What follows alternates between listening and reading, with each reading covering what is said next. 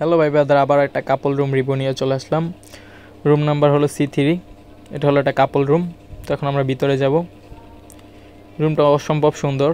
বিচের পাশে এরকম ভালো মানের সুন্দর রুম পাওয়া খুবই কষ্টকর, কারণ বিচের পাশে হোটেলগুলোর রুমগুলো এতটা সুন্দর হয় না।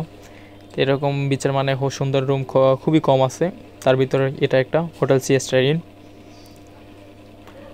রুমে সোফা আছে, টিভি আছে, আলমিরা আছে, ওয়াশরুম, ব্যালকনি।